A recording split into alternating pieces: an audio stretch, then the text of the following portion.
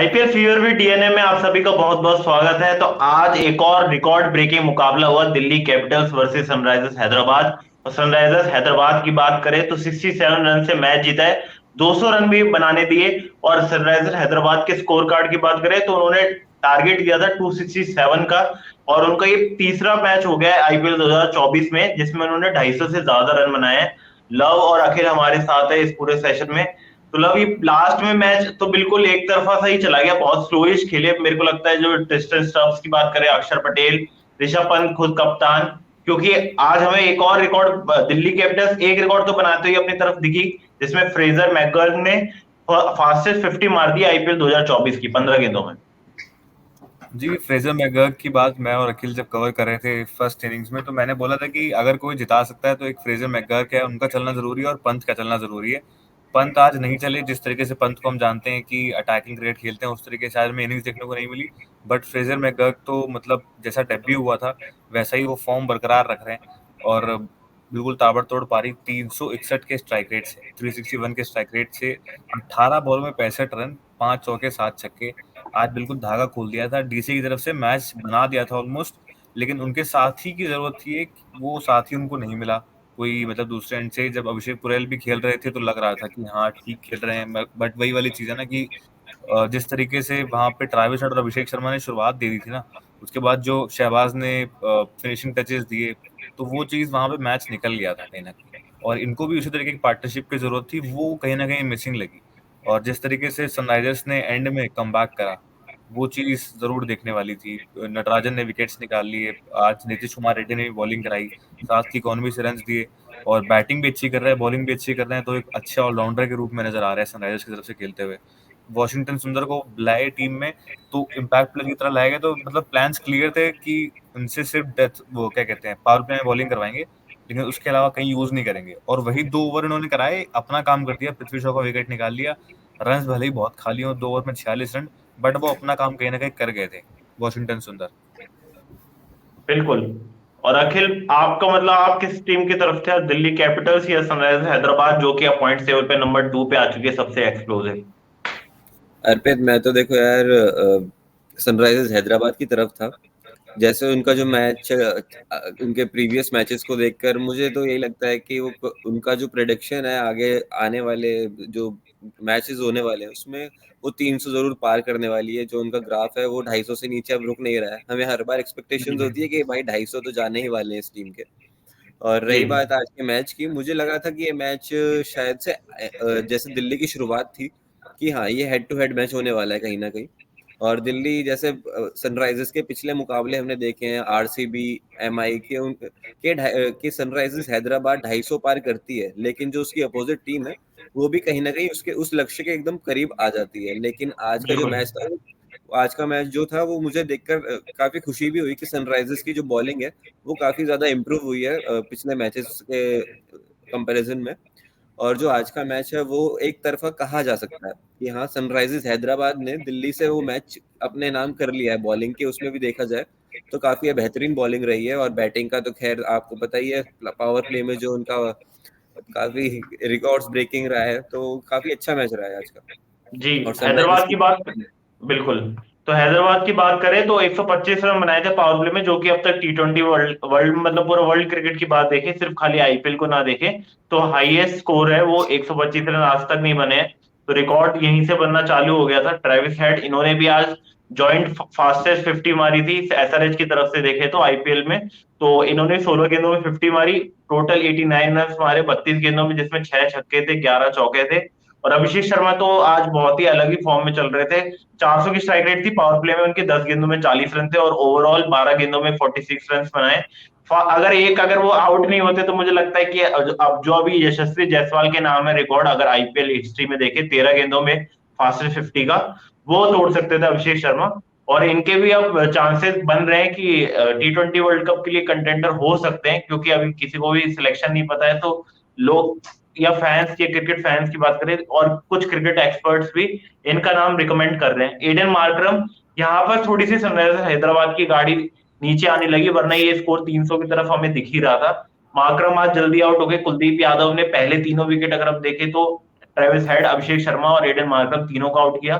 फिर उसके बाद हेनरिक क्लासेन भी आज 2 ही छक्के मार पाए, और उसके बाद अक्षर पटेल ने उनको बोल्ड कर दिया। तो यहाँ से 4 विकेट जो एक साथ लगातार गिर गए थे, तो एक टाइम पे लग रहा था कि स्कोर 220 230 भी हो सकता है। लेकिन बीच में जो 50 रन से ज्यादा की पार्टनरशिप हुई नीतीश कुमार रेड्डी और शहबाज अहमद की, शहबाज अहमद से मैं ज्यादा इंप्रेसिव परफॉर्मेंस मेरे को उम्मीद नहीं थी, क्योंकि हमने आरसीबी के खिलाफ मतलब उनकी मेडन आईपीएल 50 है, अभी तक आरसीबी के लिए थे, इससे पहले फिर ट्रेड होके आए हैं, तो अब तक उन्होंने वैसा परफॉर्म किया नहीं है। तो उस नजर से देखे तो शहबाज अहमद ने 29 गेंदों में 59 रन, 5 छक्के, पहले वो थोड़ा रन बॉल ही चल रहे थे, लेकिन बाद में आके उन्होंने जिस तरीके से फिर छक्के लगाए खलील अहमद को और फिर मुकेश कुमार को, वो काफी ज्यादा इंप्रेसिव था। अब्दुल समद को मौका ज्यादा मिला, 8 गेंदों में 13 रन। देखिए, मैं एक चीज और मेंशन करना चाहूंगा कि जैसे अखिल कह रहे हैं कि सनराइजर्स की बॉलिंग इंप्रूव हो गई। अखिल, मैं कहूंगा कि बॉलिंग इंप्रूव होने से ज्यादा मुझे लग रहा है कि डीसी की बैटिंग खराब रही है आज।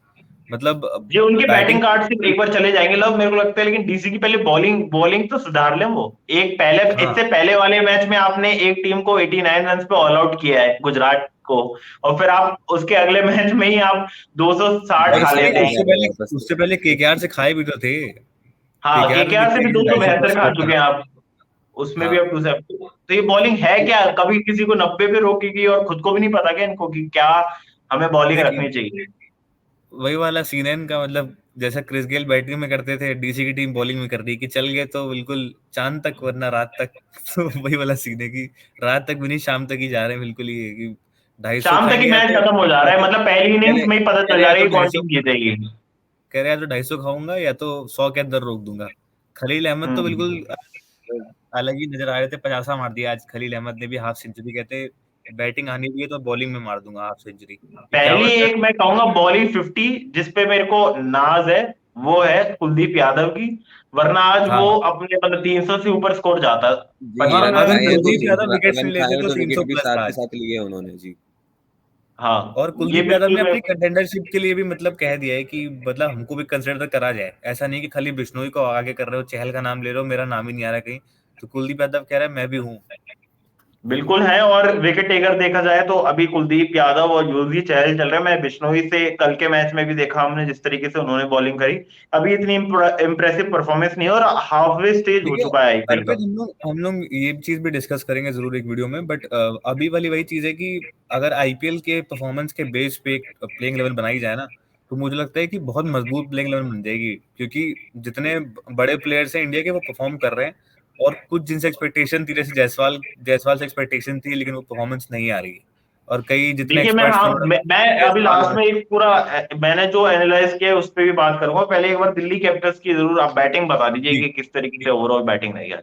जी, मैं बिल्कुल बता देता हूँ। देखिए, डीसी ने पृथ्वी शॉ ने जिस तरीके की शुरुआत करी थी, 5 बॉल पे 4 चौके मार दिए, 16 रन बना दिए थे, 320 के स्ट्राइक रेट से खेल रहे थे। वॉशिंगटन सुंदर आए, इम्पैक्ट प्लेयर की तरह उनको लाया गया था बैटिंग के टाइम पे, बट उन्होंने बॉलिंग में अपना काम कर दिया। पावर प्ले उनको ओवर दिया गया और उन्होंने विकेट निकाल लिया पृथ्वी शॉ का। उसके बाद डेविड वार्नर, एक कंसर्न है डीसी के लिए बहुत बड़ा कि डेविड वार्नर का फॉर्म मिसिंग लग रहा है इस सीजन में।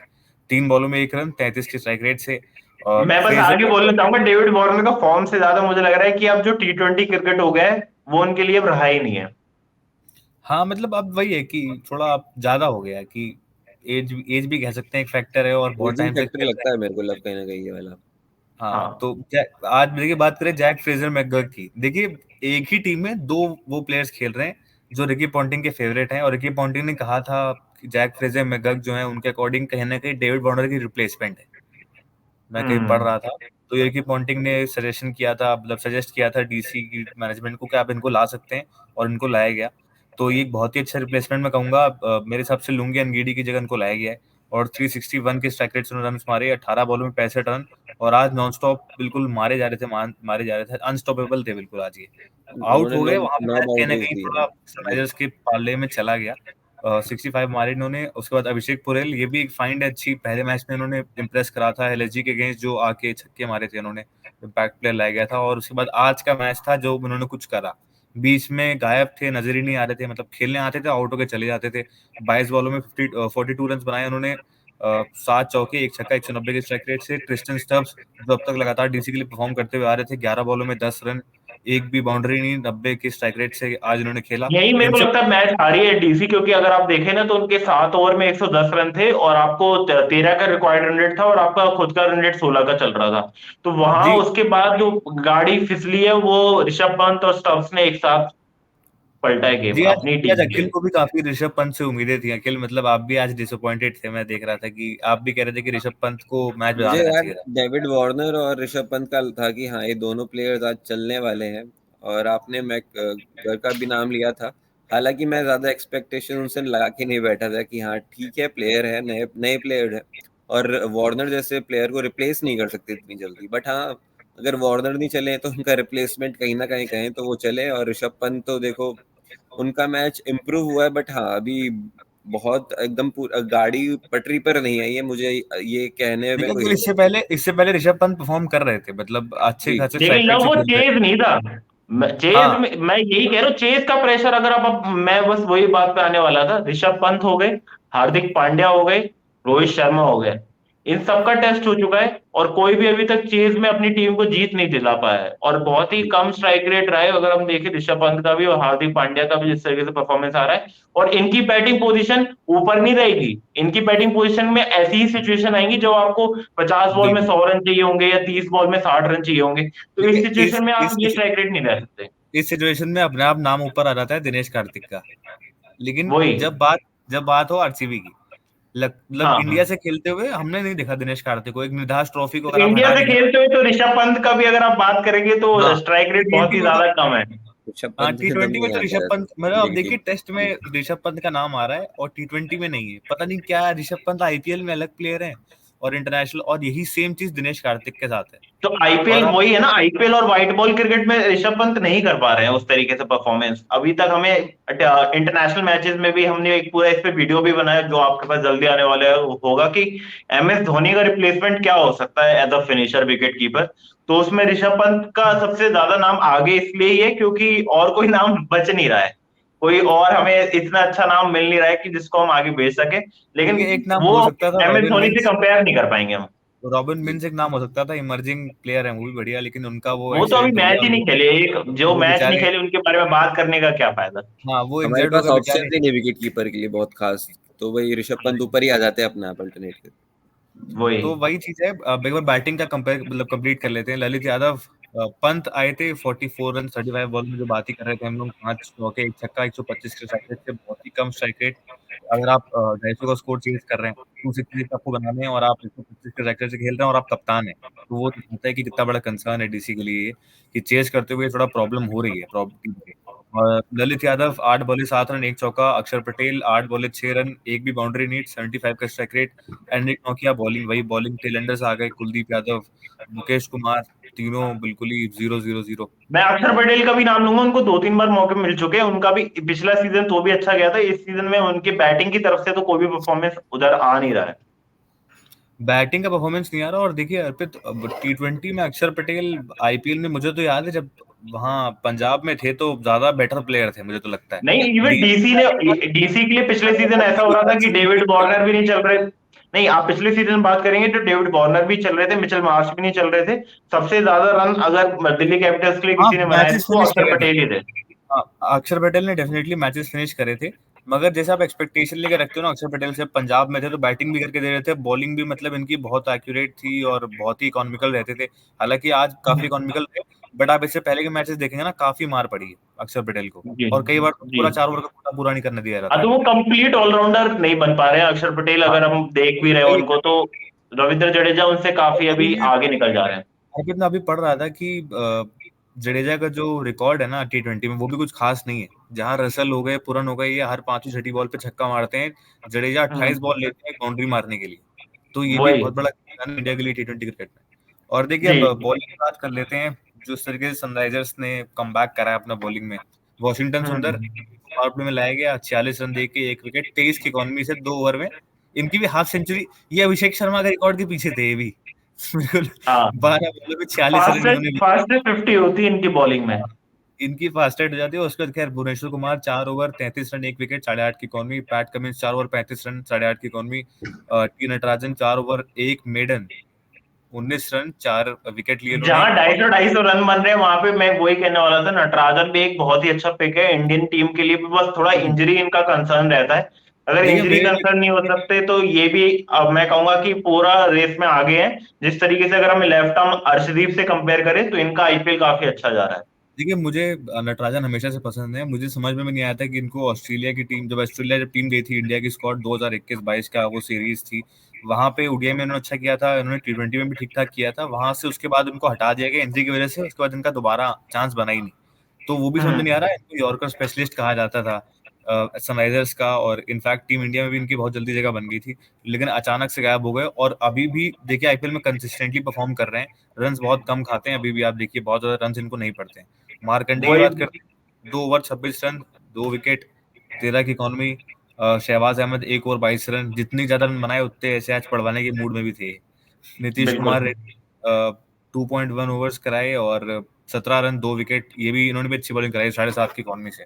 तो ओवरऑल बहुत ही अच्छा मैच रहा ये, अगर आप सनराइजर्स के नजरिए से देखेंगे। लेकिन अगर आप एक डीसी फैन हैं तो आपके आंसू निकल गए होंगे बिल्कुल, ये तो क्या हो गया, मैजिक दिल्ली फिर ने तो क्या। दिल्ली वालों को रुलाया सनराइजर्स ने।